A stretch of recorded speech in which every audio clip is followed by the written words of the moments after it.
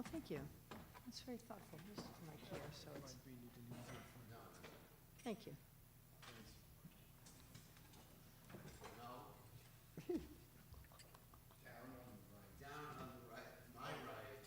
I have my, I bring my own.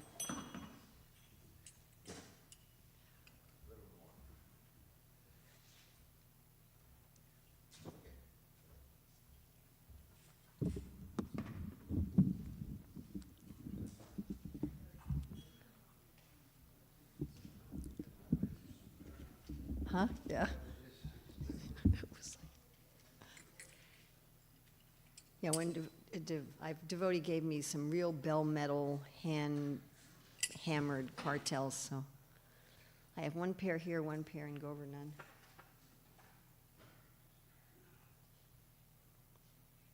Sometimes I forget to bring them, but.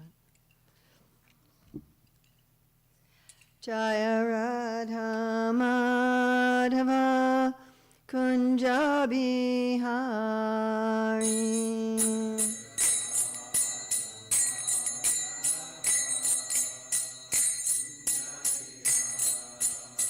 Jaya Radha Madhava Kunja Bihari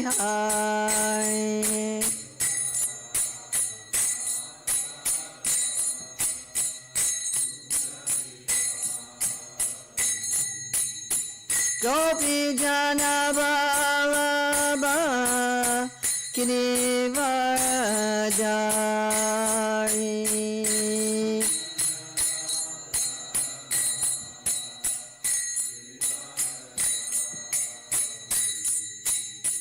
Gopi Jana Vallabha Girivardhari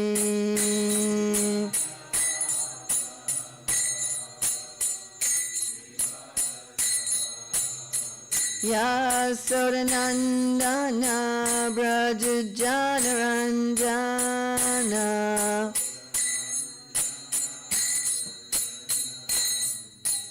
Yasodanandana Brajajanaranjana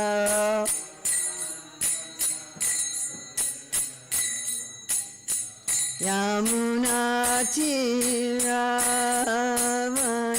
Chari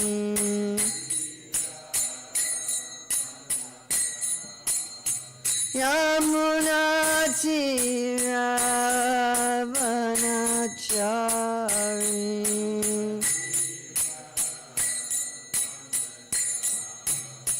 Jaya Radha Madhava Kunja Bihari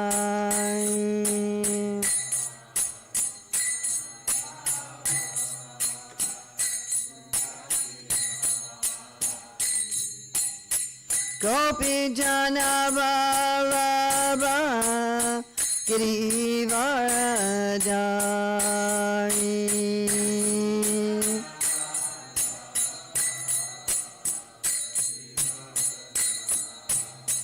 Yasodanandana Brajajanaranjana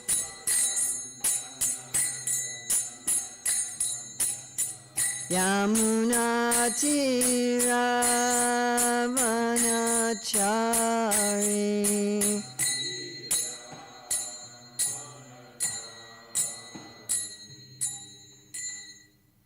Jayam Vishnupad Paramahamsa Parivrajikacharya Asatara Satashri Srimad His Divine Grace A.C. Bhaktivedanta Swami Maharaj Prabhupada Ki Jai ISKCON founder Acharya Srila Prabhupada Ki Jai Ananta Koti Vaishnava Vrinda Ki Jai Namacharya Srila Haridas Thakur Ki Jai Prem Shri Kaho Shri Krishna Chaitanya Prabhu Nityananda Shri Advaita Gadadhar Shivasadi Gaur Bhaktivinoda Ki Jai Shri Shri Radha Krishna Gopinath Shai Mukunda Radha Kunda Giri Govardhana Ki Jai Vrindavan Dhama Ki Jai Mathura Dhama Ki Jai Navadvip Mayapur Dhama Ki Jai Jagannath Puri Dhama Ki Jai Gangamaya Jamuna Devi Ki Jai Bhakti Devi Ki Jai Tulsi Maharani Ki Jai Samaveta Bhaktivinoda Ki Jai Gaur Premananda All glories to the assembled devotees. All glories to the assembled devotees. All glories to the assembled devotees. All glories to Sri Guru and Gauranga. All glories to Srila Prabhupada. Nama Om Vishnupadaya Krishna Prasthaya Bhutale Srimati Bhaktivedanta Swami Niti Namane.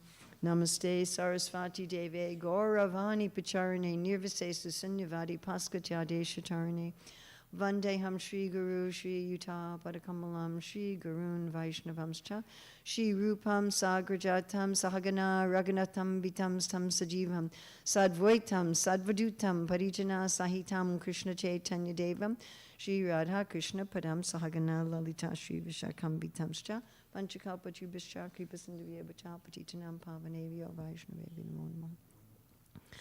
Om Namo Bhagavate Vasudevaya. Om Namo Bhagavate Vasudevaya. Om Namo Bhagavate Vasudevaya.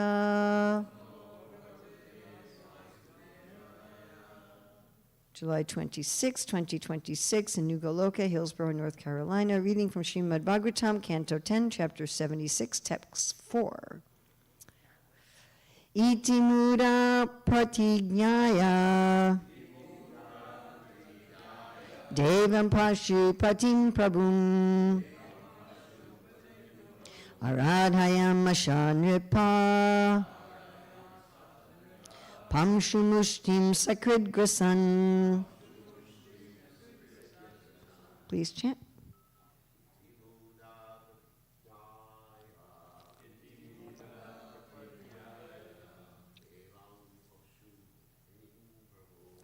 Devam pashu patim prabhum Aradhayam ashanipa Pashumushtim Sakrid Grashan. Iti muda pratignaya Devam Pashupatim Prabhum Aradayam Vashanirpa Pamshumushtim Sakrid Grasan. Iti mudha pratigaya Devam Pashupatim Prabhum Aradayam Ashanripa Pamshumustim Sakrid Grasam. Any ladies?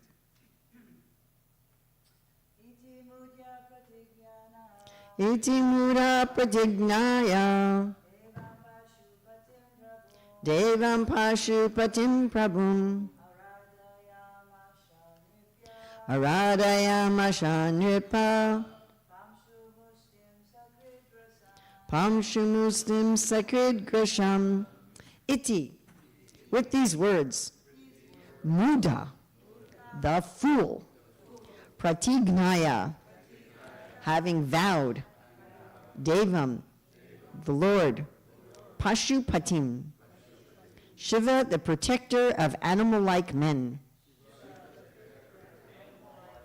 Prabhum, his master, Aradhayam Asha, worshipped, Nripa, the king, Pamshu, of dust, Mushtim, a handful, Sakrid, once daily, Grasan, eating. So this is about Shalva wanting to destroy Krishna and the Yadus. BBT translation: having thus made this vow to kill Krishna and the Yadus, the foolish king proceeded to worship Lord Pashupati, Shiva, as his deity by eating a handful of dust every day and nothing more. So Prabhupada's translation of this in Krishna book is usually such foolish demons take shelter of a demigod like Lord Shiva to execute their ulterior plans. And so in order to get strength, Shalva took refuge at the lotus feet of Lord Shiva. he underwent a severe type of austerity during which he would eat no more than a handful of ashes daily. So we have no BBT commentary. Srila Sanatana Goswami's commentary is he then worshipped Shiva because Shiva was his family deity or deity of the demons, Devam, the protector of animals or people who were like animals, such as Shalva, indicating his very merciful nature, Lord Shiva's merciful nature, and who could quickly fulfill his desires, Prabhu. The king, Ripa, although qualified for enjoying happiness, ate dust.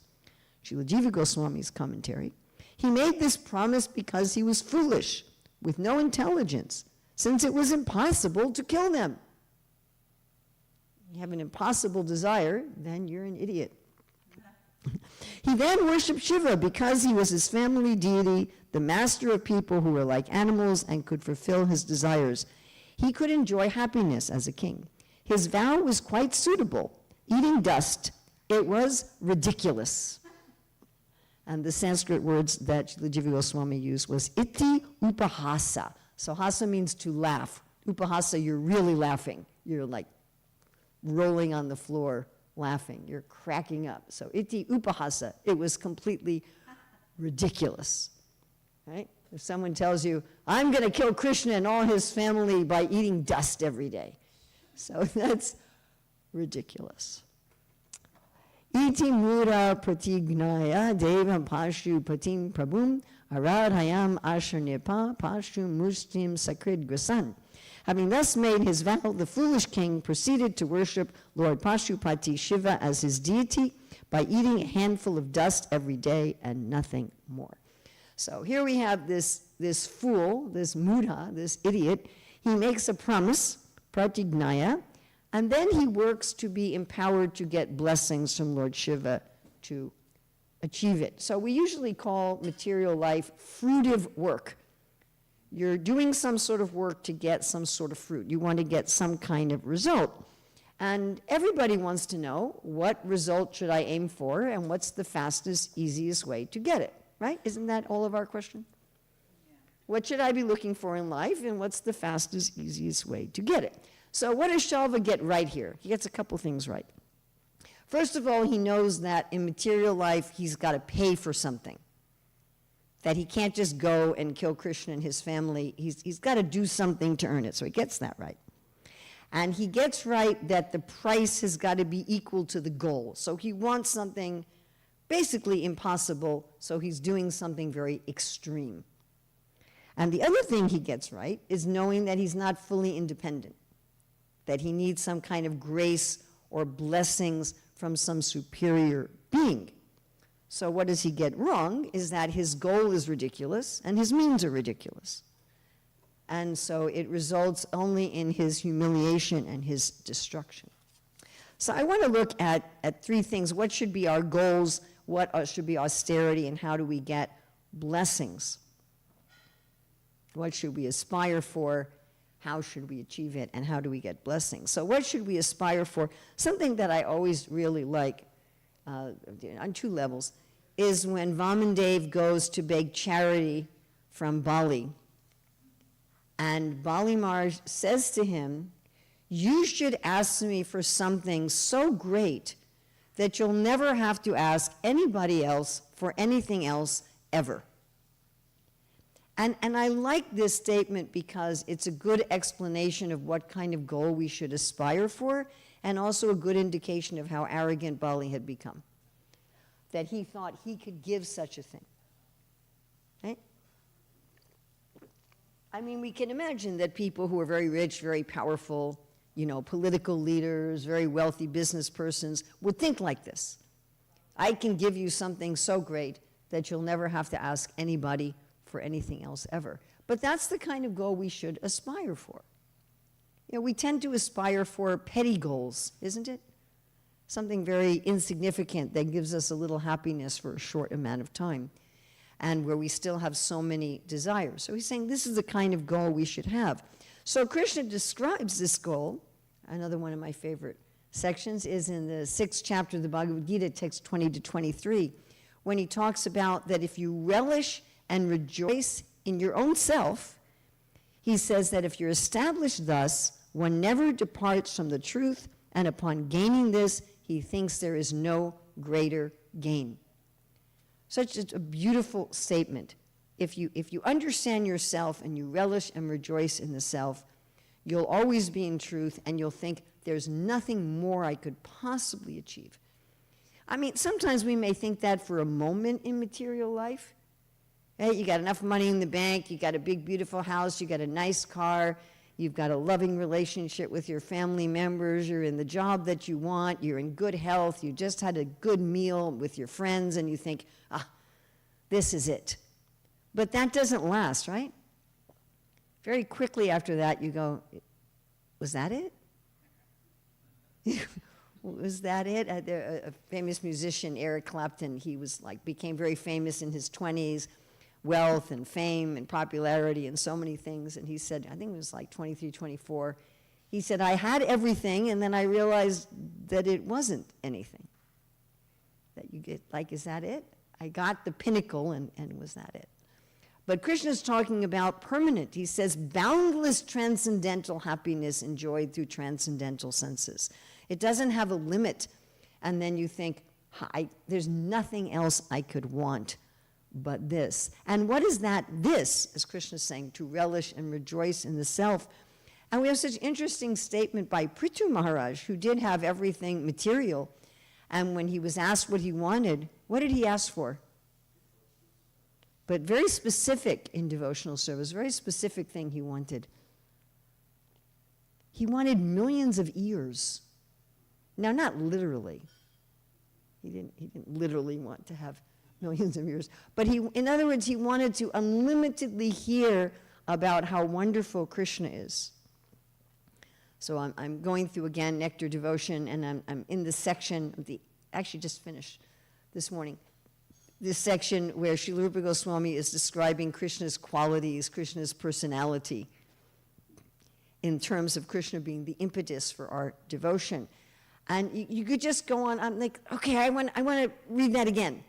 And I want to read that again, and I want to read that again. How wonderful Krishna is. So you just want millions of ears to hear more and more about Krishna. Or, we've been in kirtans hearing the holy name where you're just like, I just want to keep hearing that over and over. Remember in our Detroit Gurukul, there were these twins who came, and their family were not devotees. They were Hindus, but they were not devotees. And I think they were 8 years old. And after coming to a kirtan, first or second time, the little girl came up to me and she said, I just never wanted that to end. I just wish it could have gone on and on and on and on and on. And so if we look at what those who are actually enlightened, the opposite of this ridiculous mudha, if we look at those who are actually intelligent, what do they ask for? They say, I always want to be in the presence of the Lord. I always want to be conscious of the Lord. I always want to serve the Lord. That's all they want. I just want to always be aware of the presence of the Lord and to be aware of his presence in terms of serving, and I don't want anything else. Now, this becomes very specific as we advance in bhakti, as Prabhupada writes in chapter 9 of the Nectar Devotion. He says, Lalasamai, desiring some perfectional stage. This desiring some perfectional stage in spiritual life is not sense gratification. When one realizes something of his constitutional relationship with the Supreme Personality of Godhead, he understands his original position and wants to be reinstated in this position, either as a friend, servant, parent, or conjugal lover of Krishna. This is called lalasamai, or very eagerly desiring to go to one's natural position. And one lecture Srila Prabhupada was talking about that wanting what's natural could be called not a desire at all. We talk about being desirelessness, having no desires. And Prabhupada gives the example, if you say, I want to eat, nobody's going to criticize you. Why do you want to eat? What's wrong with you? That's a natural desire to want to eat. So to want to be, and it's significant here that Prabhupada will consistently use words like our original position, being reinstated in something that already exists. To want to be who I am in relationship to Krishna, that is not really a desire at all. But that should be the goal. Now let's look at this contrast with what Shalva desires. He wants to destroy his enemy, and it's his imagined enemy, isn't it? Like, what had Krishna ever done to him? He imagined that Krishna had offended him and insulted him, and therefore he wanted to kill his enemy. So I think we can ask ourselves, what do I really desire? I mean, what do I really desire? This morning I was hearing Prabhupada talk about him. He was talking about himself, and he was saying how that sometimes if you really want to serve Krishna, but you also want to enjoy the world, Krishna will forcibly put you in a position of helplessness. He said, like, I did not want to take sannyas. I did not want to give up my family.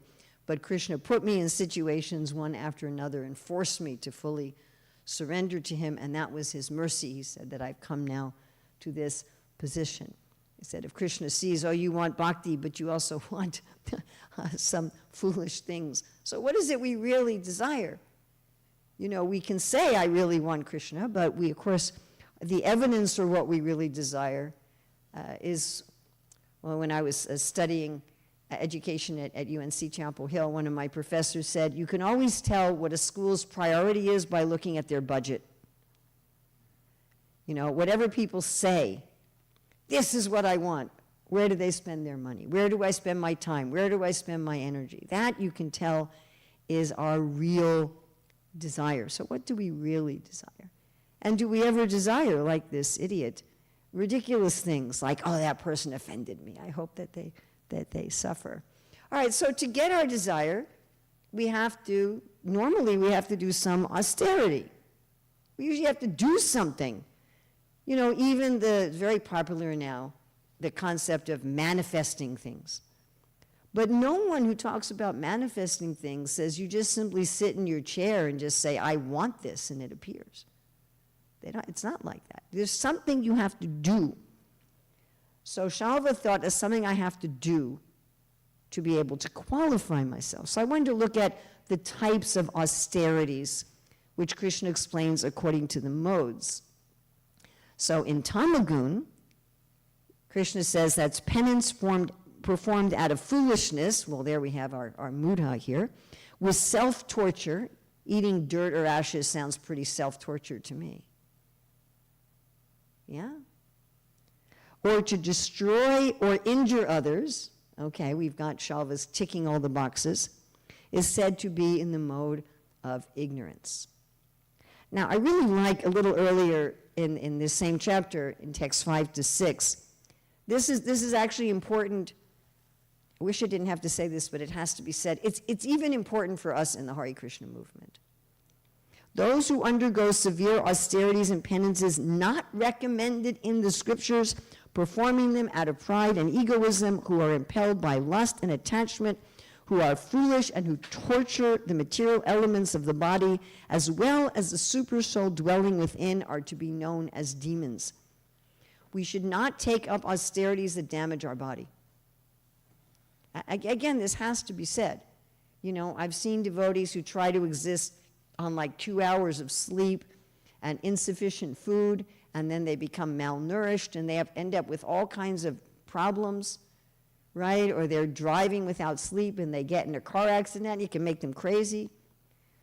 So if we're doing some austerity that's torturing ourselves, but that's demoniac. Then we're just as ridiculous as Shalva eating dirt. And that, not only does it not please Krishna, but Prabhupada says it tortures the material elements of the body as well as the super soul. I mean, Krishna is always in bliss, but it's something that causes him distress in a sense. Why are you doing this? Our body is part of Krishna, our mind is part of Krishna. And we have, again, I'm sorry that this has to be said, but it has to be said. I mean, we've had people in our Hare Krishna movement, right, who you were telling me the other day, who said, if you enjoy your service, that's sense gratification. If you enjoy your service, that's Maya. Whereas Prabhupada told Jadharani, he said, if you're not joyful, you're not making any advancement. You know, if in the name of austerity, we're forcing ourselves to do something that's torturing ourselves, That's austerity in the mode of ignorance. Again, sorry, but it's got to be said. Okay, in Rajagun, which is text 18, penance performed out of pride and for the sake of gaining respect, honor, and worship is said to be in the mode of passion. It's neither stable nor permanent. Sometimes we actually encourage this. You know, oh, look at all the great austerities this person has done. They're so great for their austerities. You know, I had this happen to me twice in the last few months when I was traveling, that people introduced me as Urmila who travels with just a little suitcase. And I'm like, that doesn't qualify me for bhakti, you know. So this sort of thing, everybody should notice my austerities. And I've had devotees sometimes list their austerities in pride. Well, I've done this austerity and this austerity and this austerity and this austerity. And I'm thinking, well, you didn't do as much austerity as Hiranyakashipu, and that wasn't, you know. It's like, all right, what about in Sattva-gun? In 14 to 17, Krishna goes into much more detail for a Sattva-gun austerity. So he divides it up by body, speech, and mind. So austerities of the body. Anybody know the austerities of the body in Sattva-gun? Worshipping the Supreme Lord. Any others?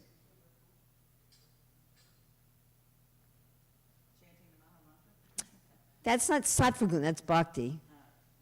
Well, we have worship the Supreme Lord, so okay, we could put that. So worship of the Supreme Lord, which would include chanting the holy name, but it doesn't say that specifically. Worshipping who else? The brahmanas, the guru, father and mother, right? We have in the Ten Commandments, it says, honor your father and mother. Cleanliness, simplicity, celibacy, and nonviolence. Then speech. There's 5 austerities of speech. Anybody know the austerities of speech? Truthful, pleasing, beneficial,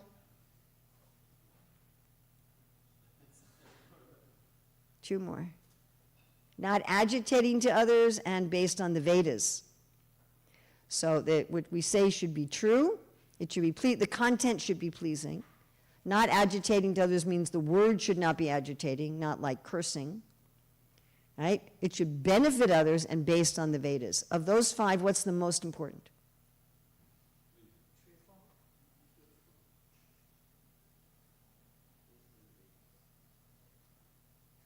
There's hardly any left. Beneficial.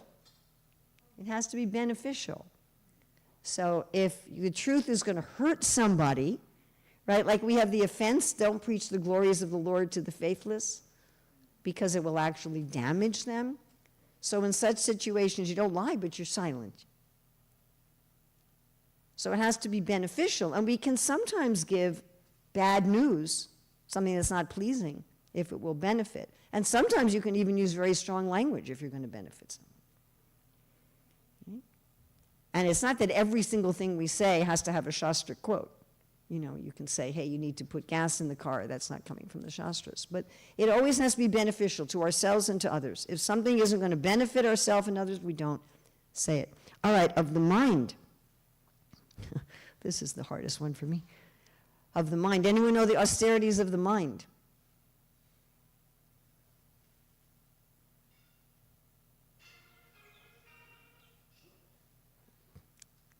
We should list that as an austerity. Have your phone on silent in the temple. Of course, sometimes my phone has rung when I'm giving a class. That's really embarrassing. So satisfaction, simplicity, gravity, self-control, and purification of one's existence are the austerities of the mind. I always find satisfaction to be the most difficult. And Krishna says this threefold austerity performed with transcendental faith by men not expecting material benefits, but engage only for the sake of the Supreme is called austerity in goodness. So I'm doing this just to please Krishna. That actually puts it into bhakti. Because if you're just in Sattva-gun, you're going to do these austerities because it makes you feel peaceful and balanced and in harmony. So that's Sattva-gun. But if you're saying, Krishna will be pleased if I honor my father and mother, Krishna will be pleased if I'm clean, Krishna will be pleased if my speech is beneficial, so that is transcendent. Now, if we really look at bhakti, though, this is a very important question. Do we have to pay for bhakti? Is bhakti a fruitive activity that we have to pay for? Well, not really, because it's who we are. Why would you have to pay anything to be who you are and what you are? So Prabhupada giving a lecture on one of my favorite Gita verses, 7.1, this is in 1968. He says the whole business is how to develop attachment for Krishna. If you have developed that attachment within a second, oh, then business is finished within a second. And if you cannot develop that attachment for years, then it is very difficult. The only test is how you have developed your attachment for Krishna. If you are serious about it, it can be done within a second. So we really don't have to do austerities to attain bhakti in one sense. In fact, Srila Rupa Goswami is very clear that austerities is not an anga of bhakti. And that if we're not careful, austerities can do what? Damage us. They can make our heart harder, and bhakti is all about making your heart soft. All right, but we have a problem. We have a problem is that we're attached to things other than Krishna. And because we're attached to things other than Krishna, giving up those attachments feels to us like an austerity. And we have to be willing to do that. And the example that I give all the time is if someone's addicted to something. You're addicted to alcohol, you're addicted to drugs. You have to go to some kind of program where it feels to you like austerity. Am I correct? If you're not addicted, like I've never smoked cigarettes in my life. And so there's no austerity for me not to smoke. There's no struggle. But a person who becomes addicted, they're going through a struggle. So it's not that bhakti requires a struggle. But if we become addicted to our false ego, if we become addicted to sense gratification, then yes, there is some austerity involved. But bhakti itself doesn't require austerity. Is this clear to everybody? We create the need for austerity because of our material attachments. So therefore, Prabhupada has us all vow no intoxication, no illicit sex, no gambling, no eating meat, fish, or eggs. Right? Because those things are going to keep us from being attached to Krishna.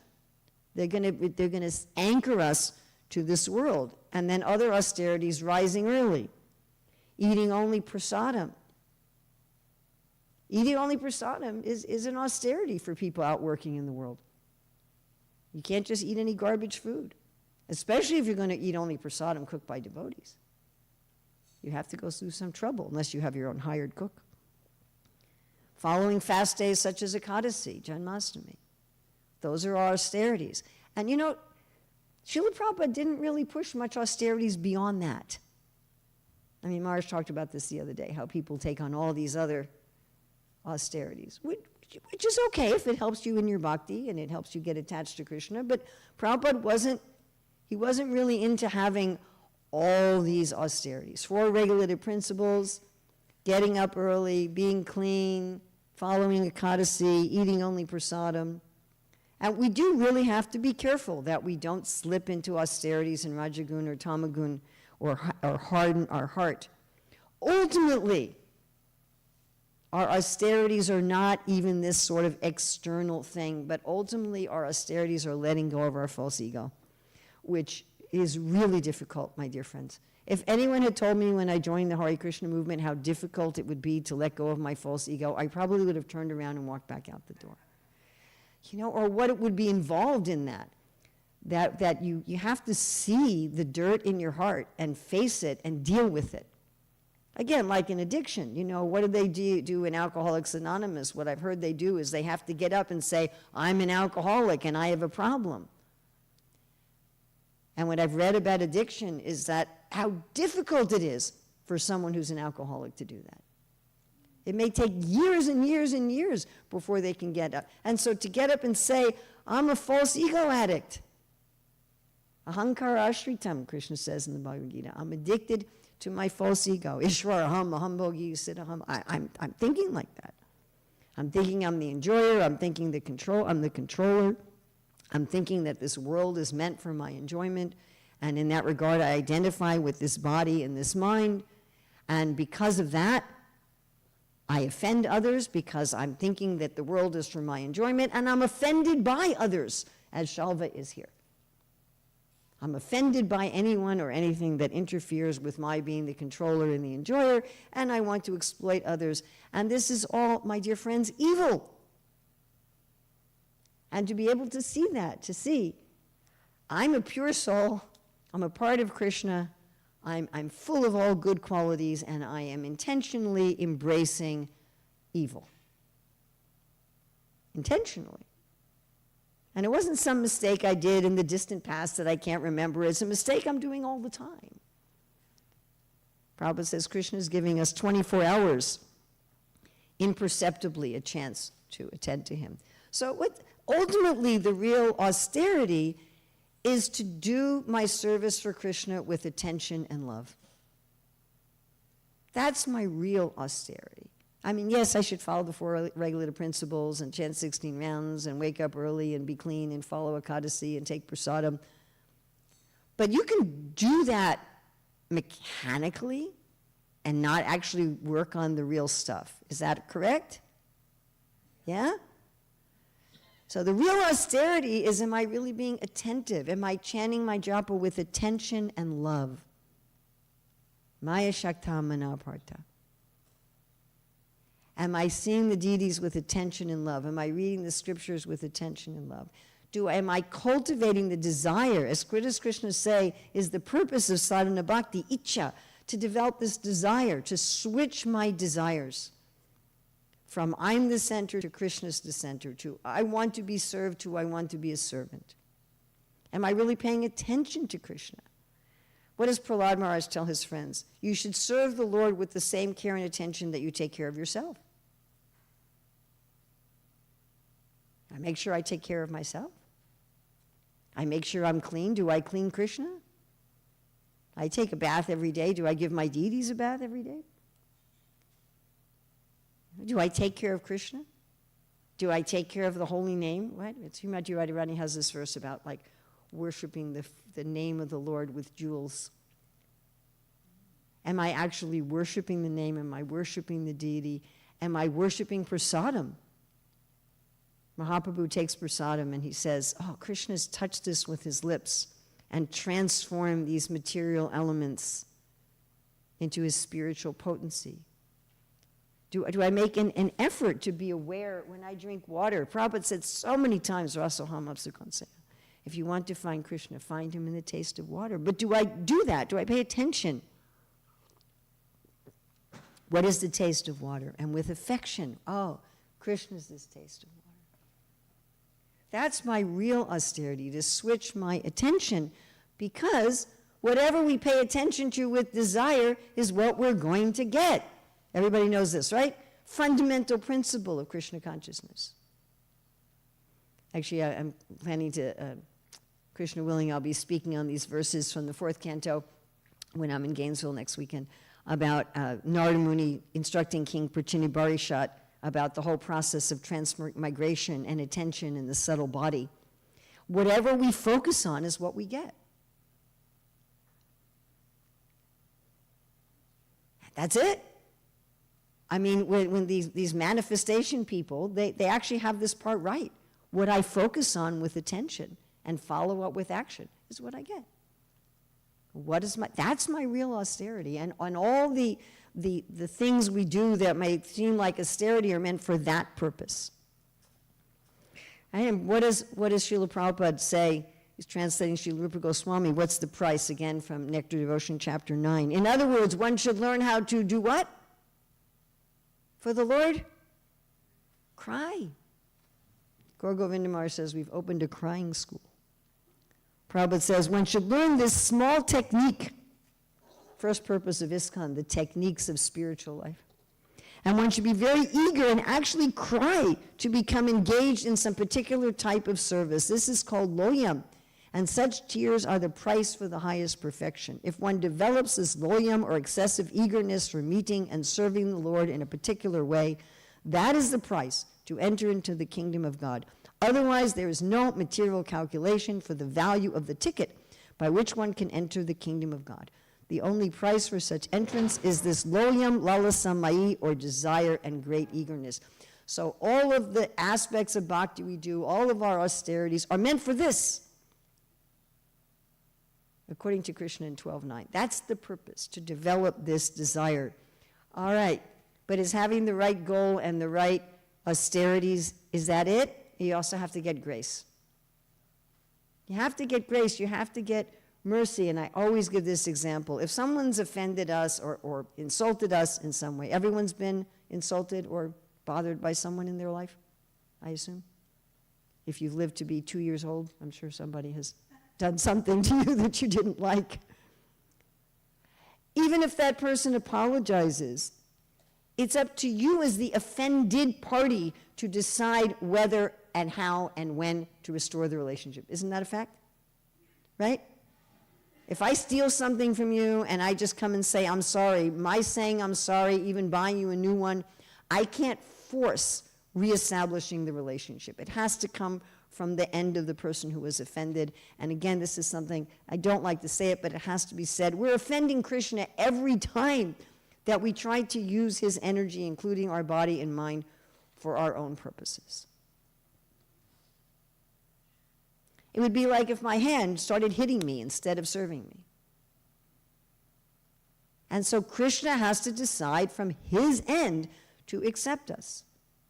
We can't force it. We can't go to him and say, okay, I followed the regular principles, woken up early, chanted my rounds, eaten only prasadam, give me prema. It doesn't work like that. There has, and that's actually insulting, isn't it? You know, well, I know I stayed in your house and stole your stuff, but I bought you a new one, like, let me visit you again, all right? What's your problem? You'd be, excuse me. And Krishna also, you know, he's very moved by the mercy of the devotees, and we say, Yasya Prasada Bhagavat Prasadam. Because, again, I mean, at least speaking for myself, I'm always going to fall short. I just am. If I think I'm not going to fall short, I don't know, I'm a kind of crazy person. And therefore, I need the devotees to say, my dear Krishna, this jiva is falling short, but please accept this person anyway. Give them some place. Therefore, before going to the spiritual world, one goes to where Krishna is having his pastimes in the material world. So one gets the association of the Nityasiddha devotees and gets trained. Right? So it's not a matter of austerities. It's a matter of austerities, again, they're not an anga of bhakti. Krishna is attracted by our love, and devotees' hearts are moved by our sincerity. Although we have to do things that will appear as austerity to us. So, in conclusion, let's not be a fool. Let's not have Srila Jiva Goswami write a commentary about us that we are ridiculous. Let him not be doing the iti upahasa about us. We don't want to enter Krishna's pastimes as an idiot. You know, don't be a fool. We don't want the great devotees going, oh, Urmila's ridiculous. We should have the right desire. I want to serve Krishna according to my original position. I want to see the Lord, be with the Lord, and serve him in my position. I should do the right austerities, to be attentive in bhakti, and to cultivate the desire to serve Krishna, and be begging always for mercy. And that, if we do that, then there's no question that Krishna will accept us. So, questions, comments, additions, subtractions. Maharaj, anything? We have like a minute or two. Yes?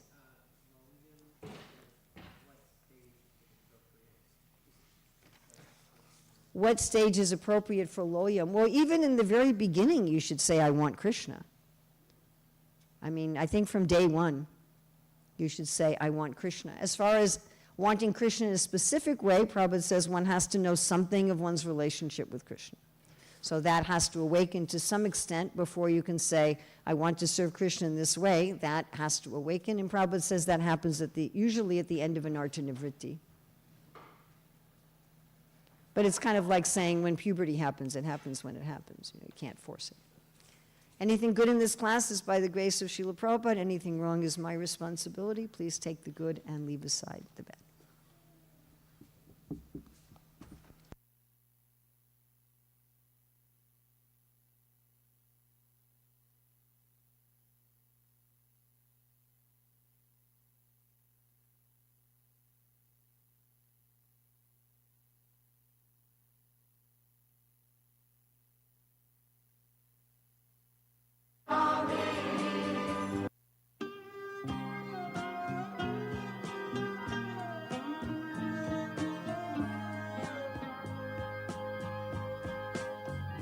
Govindam Adipurusham Tamaham Bhajami Govindam Adipurusham Tamaham Bhajami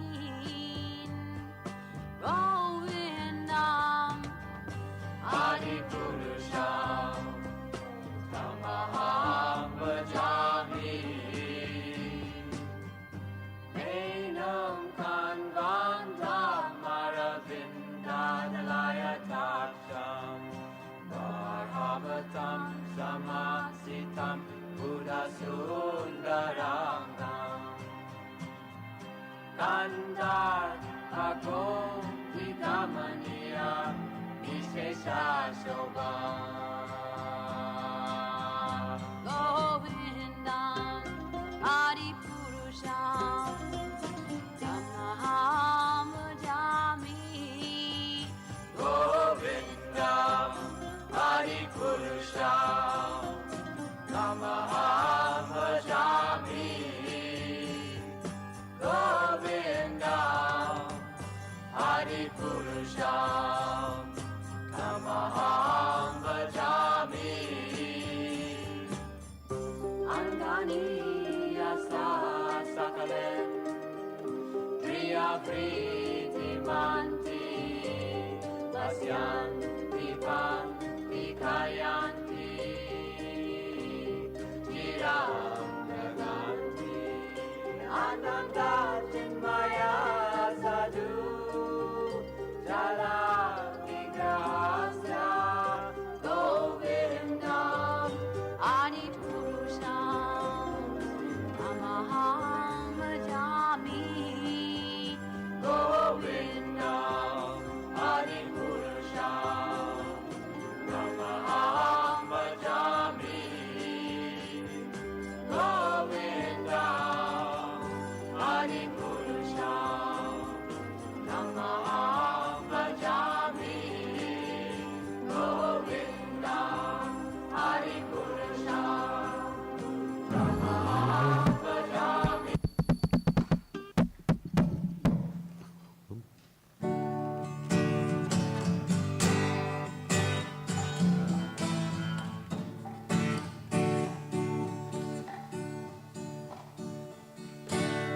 Namo Vishnu Padaya Krishna Prasthaya Bhutale Shrimate Bhaktivedanta Swami Namine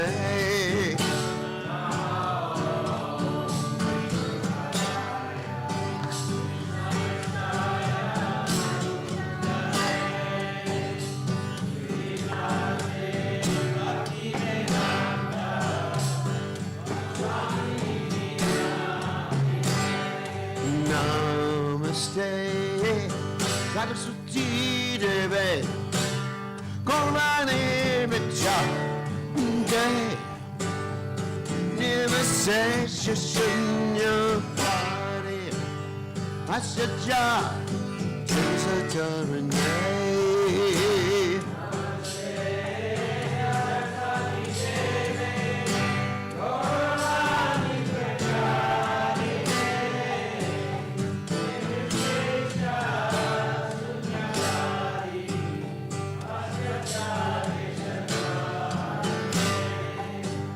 Jaya Shri Krishna Jai Chaitanya Krishna, Brahmanachananda, Jitweta, Granada, Sivasadi, Gaurmatu Prana.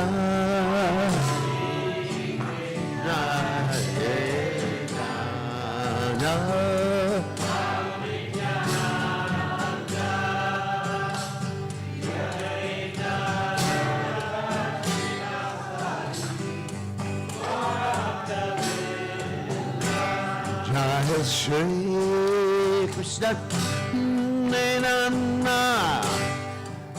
Brahmanachananda Chitweta Granada Sivasadi Gaurmatu Prana.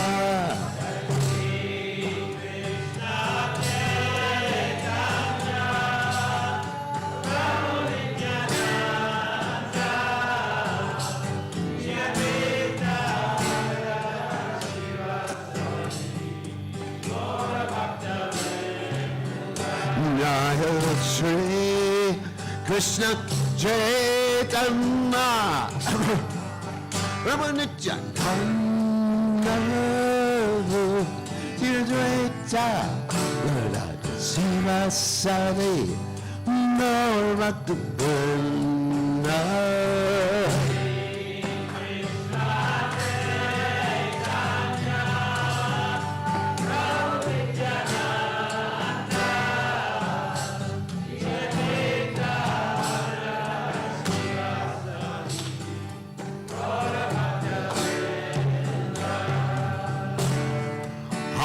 Krishna, Hare Krishna, Krishna Krishna, Hare Hare, Hare Rama, Hare Rama, Rama Rama, Hare Hare.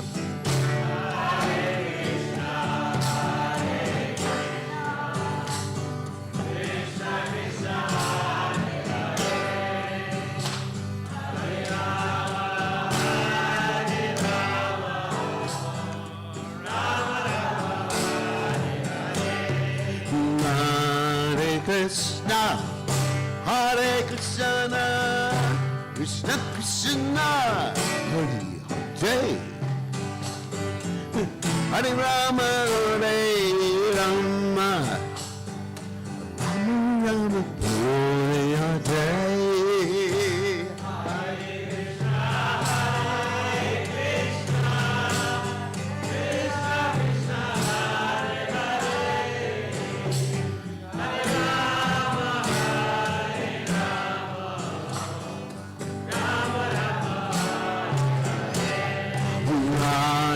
Krishna, Hare Krishna, Krishna Krishna, Hare Hare,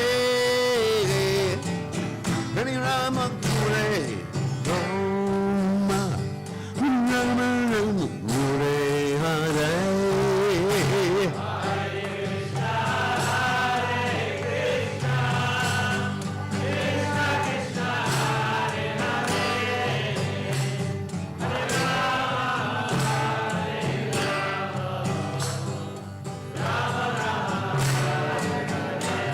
Hare Krishna, Hare Krishna, Krishna Krishna, Hare Hare, Rama, Hare Rama, Rama, Hare Hare.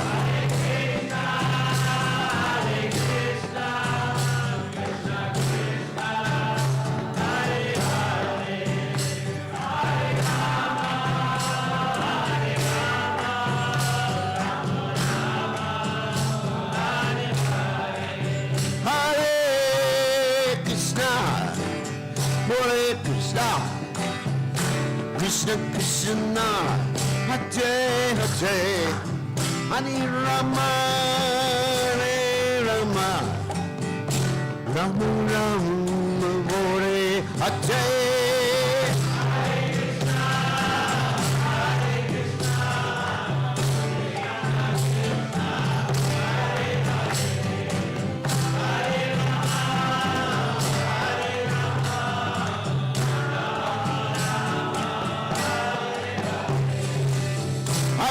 Krishna, Hare Krishna, Krishna Krishna, Hare Hare, Hare Rama,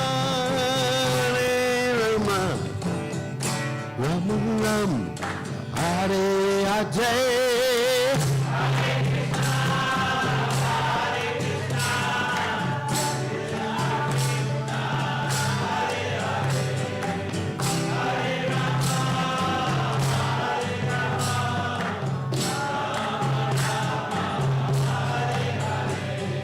Hare Krishna, Hare Krishna, Krishna Krishna, Hare Hare, Hare Ram, Ram Ram, Hare Hare.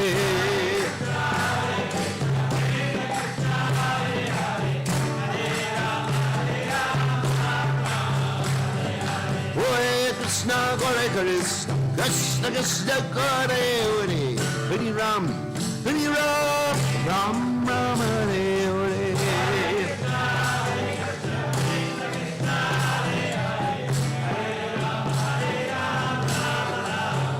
Jaya Radha, Radha Lokanana, Radha Lokanana, Radha.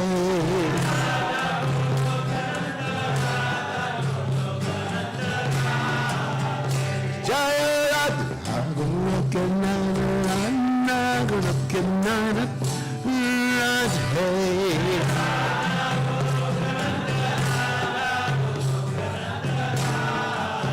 Jaya Radhe, Radhe, Radhe, Radhe.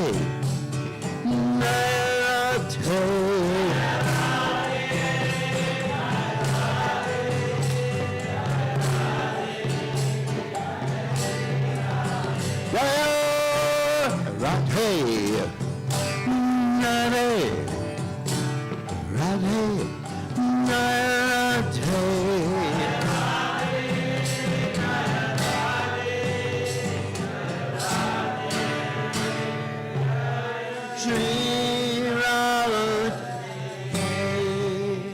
Jai Om Vishnupad.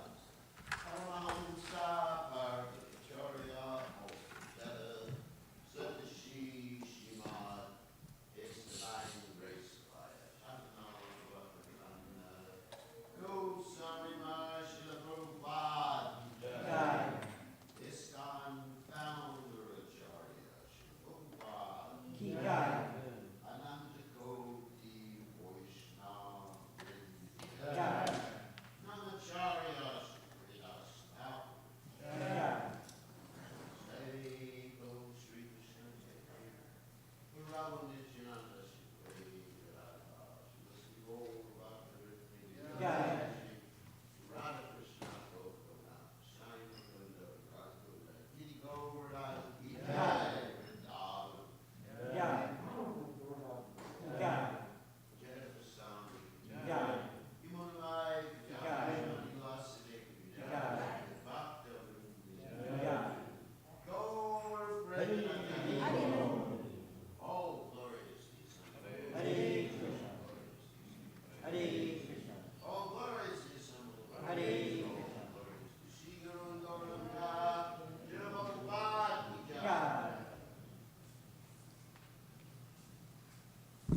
Please join us in Harinam Sankirtan.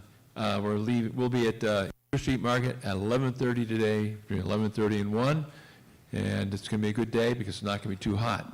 So please come, 11:30 at Weaver Street Market.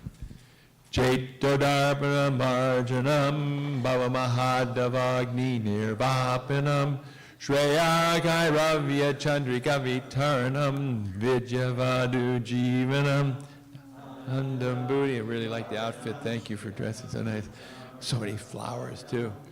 Atmasnapanam Paramijayate Shri Krishna Sankirtanam Nam Namakari Bahuda Nija Sarva Shaktis Tatrapita Niyamita Smarane Nakala Etadrishita Makribam Bhagavan Mamapi Durdaiva Midrishami Hajjani Nanuraga Tranadapi Sunichena Tavora Suhishuna Amanina manadena kirtaniya sadahari nadanam najanam nasundarim kavitam vajagadishakamaye mama janmani janmani ishvare bhavatad bhaktya hoitaki tvayi ainanda tanuja kinkaram patitam mam vishamevavam buddha Kripaya devabadaba kanchanja stita duli sadrushim vachintaya nayanam galadishu daraya varanam gadgadarudaya gira puraka nishitam vabukada tavanama grahaneva vishyati yugayatam namishena chakshusha pravashayatam Shunayatam Jagat Sarvam Govindam Virahiname Ashlishava Padamridamalastumam Adarshanam Marmahata Karotiva Yatatava Vidadatulam Pato Mat Pranatastusa Evanapara. Victory to the Sri Krishna Sankirtan, which cleanses the heart of all the dust accumulated for years and extinguishes the fire of conditional life, of repeated birth and death. This Sankirtan movement is the prime benediction for humanity at large because it spreads the rays of the benediction moon. It is the life of all transcendental knowledge. It increases the ocean of transcendental bliss, and it enables us to fully taste the nectar for which we are always anxious. Oh, my Lord, the conditional chanting of your holy name alone can render all benediction to living beings, and thus you have hundreds and millions of names like Krishna and Govinda. In these transcendental names, you've invested all your transcendental energies. There are not even hard and fast rules for chanting these names. Oh, my Lord, out of kindness you enable us to easily approach you by your holy names, but I am so unfortunate that I have no attraction for them. One should chant the holy name of the Lord in a humble state of mind, thinking oneself lower than a straw on the street. One should be more tolerant than a tree, devoid of all sense of false prestige, and should be ready to offer all respect to others. In such a state of mind, one can chant the holy name of the Lord constantly. O Almighty Lord, I have no desire to accumulate wealth, nor do I desire beautiful women, nor do I want any number of followers. I only want your causeless devotional service birth after birth. O Son of Maharaj Nanda Krishna, I am your eternal servitor, yet somehow or other I have fallen into the ocean of birth and death. Please pick me up from this ocean of death and place me as one of the atoms at your lotus feet. Oh, my Lord, when will my eyes be decorated with tears of love flowing constantly when I chant your holy name? When will my voice choke up, and when will the hairs of my body stand on end at the recitation of your name? Oh, Govinda, feeling your separation, I am considering a moment to be like 12 years or more. Tears are flowing from my eyes like